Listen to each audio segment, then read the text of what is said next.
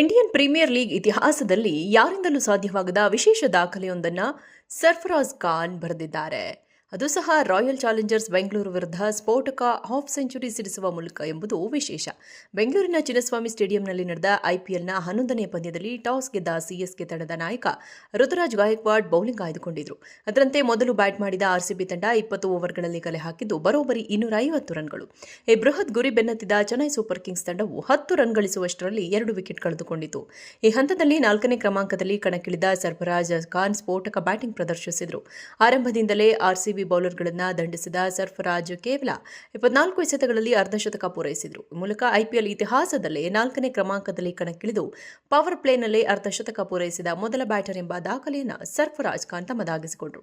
ಅಂದರೆ ಐಪಿಎಲ್ನಲ್ಲಿ 4ನೇ ಕ್ರಮಾಂಕ ಅಥವಾ ಅದಕ್ಕಿಂತ ಕೆಳಗಿನ ಕ್ರಮಾಂಕದಲ್ಲಿ ಕಣಕ್ಕಿಳಿದು ಮೊದಲ 6 ಓವರ್ಗಳಲ್ಲಿ ಯಾವುದೇ ಬ್ಯಾಟರ್ ಅರ್ಧಶತಕ ಪೂರೈಸಿರಲಿಲ್ಲ. 2023ರಲ್ಲಿ ಗುಜರಾತ್ ಟೈಟನ್ಸ್ ವಿರುದ್ಧ ಮುಂಬೈ ಇಂಡಿಯನ್ಸ್ ಪರ 4ನೇ ಕ್ರಮಾಂಕದಲ್ಲಿ ಬ್ಯಾಟ್ ಬೀಸಿ ತಿಲಕ್ ವರ್ಮಾ ಪವರ್ ಪ್ಲೇನಲ್ಲೇ 43 ರನ್ ಗಳಿಸಿದ್ದು ಈವರೆಗಿನ ಶ್ರೇಷ್ಠ ಸಾಧನೆಯಾಗಿತ್ತು.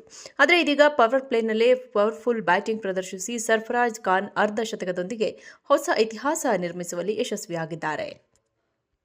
ಇಂಡಿಯನ್ ಪ್ರೀಮಿಯರ್ ಲೀಗ್ ಇತಿಹಾಸದಲ್ಲಿ ಯಾರಿಂದಲೂ ಸಾಧ್ಯವಾಗದ ವಿಶೇಷ ದಾಖಲೆಯೊಂದನ್ನು ಸರ್ಫರಾಜ್ ಖಾನ್ ಬರೆದಿದ್ದಾರೆ. ಅದು ಸಹ ರಾಯಲ್ ಚಾಲೆಂಜರ್ಸ್ ಬೆಂಗಳೂರು ವಿರುದ್ಧ ಸ್ಫೋಟಕ ಹಾಫ್ ಸೆಂಚುರಿ ಸಿಡಿಸುವ ಮೂಲಕ ಎಂಬುದು ವಿಶೇಷ. ಬೆಂಗಳೂರಿನ ಚಿನ್ನಸ್ವಾಮಿ ಸ್ಟೇಡಿಯಂನಲ್ಲಿ ನಡೆದ ಐಪಿಎಲ್ನ 11ನೇ ಪಂದ್ಯದಲ್ಲಿ ಟಾಸ್ ಗೆದ್ದ ಸಿಎಸ್ಕೆ ತಂಡದ ನಾಯಕ ಋತುರಾಜ್ ಗಾಯಕ್ವಾಡ್ ಬೌಲಿಂಗ್ ಆಯ್ದುಕೊಂಡಿದ್ರು. ಅದರಂತೆ ಮೊದಲು ಬ್ಯಾಟ್ ಮಾಡಿದ ಆರ್ಸಿಬಿ ತಂಡ 20 ಓವರ್ಗಳಲ್ಲಿ ಕಲೆ ಹಾಕಿದ್ದು ಬರೋಬ್ಬರಿ 250 ರನ್ಗಳು. ಈ ಬೃಹತ್ ಗುರಿ ಬೆನ್ನತ್ತಿದ ಚೆನ್ನೈ ಸೂಪರ್ ಕಿಂಗ್ಸ್ ತಂಡವು 10 ರನ್ ಗಳಿಸುವಷ್ಟರಲ್ಲಿ 2 ವಿಕೆಟ್ ಕಳೆದುಕೊಂಡಿತು. ಈ ಹಂತದಲ್ಲಿ 4ನೇ ಕ್ರಮಾಂಕದಲ್ಲಿ ಕಣಕ್ಕಿಳಿದ ಸರ್ಫರಾಜ್ ಖಾನ್ ಸ್ಫೋಟಕ ಬ್ಯಾಟಿಂಗ್ ಪ್ರದರ್ಶಿಸಿದರು. ಆರಂಭದಿಂದಲೇ ಆರ್ಸಿಬಿ ಬೌಲರ್ಗಳನ್ನು ದಂಡಿಸಿದ ಸರ್ಫರಾಜ್ ಕೇವಲ 24 ಎಸೆತಗಳಲ್ಲಿ ಅರ್ಧಶತಕ ಪೂರೈಸಿದರು. ಈ ಮೂಲಕ ಐಪಿಎಲ್ ಇತಿಹಾಸದಲ್ಲೇ 4ನೇ ಕ್ರಮಾಂಕದಲ್ಲಿ ಕಣಕ್ಕಿಳಿದು ಪವರ್ ಪ್ಲೇನಲ್ಲೇ ಅರ್ಧಶತಕ ಪೂರೈಸಿದ ಮೊದಲ ಬ್ಯಾಟರ್ ಎಂಬ ದಾಖಲೆಯನ್ನು ಸರ್ಫರಾಜ್ ಖಾನ್ ತಮ್ಮದಾಗಿಸಿಕೊಂಡರು. ಅಂದರೆ ಐಪಿಎಲ್ನಲ್ಲಿ 4ನೇ ಕ್ರಮಾಂಕ ಅಥವಾ ಅದಕ್ಕಿಂತ ಕೆಳಗಿನ ಕ್ರಮಾಂಕದಲ್ಲಿ ಕಣಕ್ಕಿಳಿದು ಮೊದಲ 6 ಓವರ್ಗಳಲ್ಲಿ ಯಾವುದೇ ಬ್ಯಾಟರ್ ಅರ್ಧಶತಕ ಪೂರೈಸಿರಲಿಲ್ಲ. 2023ರಲ್ಲಿ ಗುಜರಾತ್ ಟೈಟನ್ಸ್ ವಿರುದ್ಧ ಮುಂಬೈ ಇಂಡಿಯನ್ಸ್ ಪರ 4ನೇ ಕ್ರಮಾಂಕದಲ್ಲಿ ಬ್ಯಾಟ್ ಬೀಸಿ ತಿಲಕ್ ವರ್ಮಾ ಪವರ್ ಪ್ಲೇನಲ್ಲೇ 43 ರನ್ ಗಳಿಸಿದ್ದು ಈವರೆಗಿನ ಶ್ರೇಷ್ಠ ಸಾಧನೆಯಾಗಿತ್ತು. ಆದರೆ ಇದೀಗ ಪವರ್ ಪ್ಲೇನಲ್ಲೇ ಪವರ್ಫುಲ್ ಬ್ಯಾಟಿಂಗ್ ಪ್ರದರ್ಶಿಸಿ ಸರ್ಫರಾಜ್ ಖಾನ್ ಅರ್ಧಶತಕದೊಂದಿಗೆ ಹೊಸ ಇತಿಹಾಸ ನಿರ್ಮಿಸುವಲ್ಲಿ ಯಶಸ್ವಿಯಾಗಿದ್ದಾರೆ. ಇಂಡಿಯನ್ ಪ್ರೀಮಿಯರ್ ಲೀಗ್ ಇತಿಹಾಸದಲ್ಲಿ ಯಾರಿಂದಲೂ ಸಾಧ್ಯವಾಗದ ವಿಶೇಷ ದಾಖಲೆಯೊಂದನ್ನು ಸರ್ಫರಾಜ್ ಖಾನ್ ಬರೆದಿದ್ದಾರೆ. ಅದು ಸಹ ರಾಯಲ್ ಚಾಲೆಂಜರ್ಸ್ ಬೆಂಗಳೂರು ವಿರುದ್ಧ ಸ್ಫೋಟಕ ಹಾಫ್ ಸೆಂಚುರಿ ಸಿಡಿಸುವ ಮೂಲಕ ಎಂಬುದು ವಿಶೇಷ. ಬೆಂಗಳೂರಿನ ಚಿನ್ನಸ್ವಾಮಿ ಸ್ಟೇಡಿಯಂನಲ್ಲಿ ನಡೆದ ಐಪಿಎಲ್ನ 11ನೇ ಪಂದ್ಯದಲ್ಲಿ ಟಾಸ್ ಗೆದ್ದ ಸಿಎಸ್ಕೆ ತಂಡದ ನಾಯಕ ಋತುರಾಜ್ ಗಾಯಕ್ವಾಡ್ ಬೌಲಿಂಗ್ ಆಯ್ದುಕೊಂಡಿದ್ರು.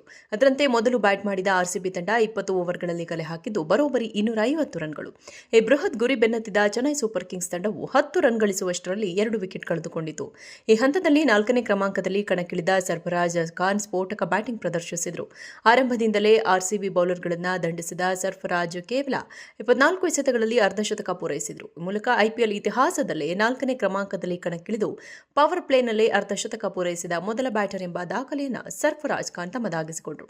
ಅಂದರೆ ಐಪಿಎಲ್ನಲ್ಲಿ 4ನೇ ಕ್ರಮಾಂಕ ಅಥವಾ ಅದಕ್ಕಿಂತ ಕೆಳಗಿನ ಕ್ರಮಾಂಕದಲ್ಲಿ ಕಣಕ್ಕಿಳಿದು ಮೊದಲ 6 ಓವರ್ಗಳಲ್ಲಿ ಯಾವುದೇ ಬ್ಯಾಟರ್ ಅರ್ಧಶತಕ ಪೂರೈಸಿರಲಿಲ್ಲ. 2023ರಲ್ಲಿ ಗುಜರಾತ್ ಟೈಟನ್ಸ್ ವಿರುದ್ಧ ಮುಂಬೈ ಇಂಡಿಯನ್ಸ್ ಪರ 4ನೇ ಕ್ರಮಾಂಕದಲ್ಲಿ ಬ್ಯಾಟ್ ಬೀಸಿ ತಿಲಕ್ ವರ್ಮಾ ಪವರ್ ಪ್ಲೇನಲ್ಲೇ 43 ರನ್ ಗಳಿಸಿದ್ದು ಈವರೆಗಿನ ಶ್ರೇಷ್ಠ ಸಾಧನೆಯಾಗಿತ್ತು. ಆದರೆ ಇದೀಗ ಪವರ್ ಪ್ಲೇನಲ್ಲೇ ಪವರ್ಫುಲ್ ಬ್ಯಾಟಿಂಗ್ ಪ್ರದರ್ಶಿಸಿ ಸರ್ಫರಾಜ್ ಖಾನ್ ಅರ್ಧಶತಕದೊಂದಿಗೆ ಹೊಸ ಇತಿಹಾಸ ನಿರ್ಮಿಸುವಲ್ಲಿ ಯಶಸ್ವಿಯಾಗಿದ್ದಾರೆ.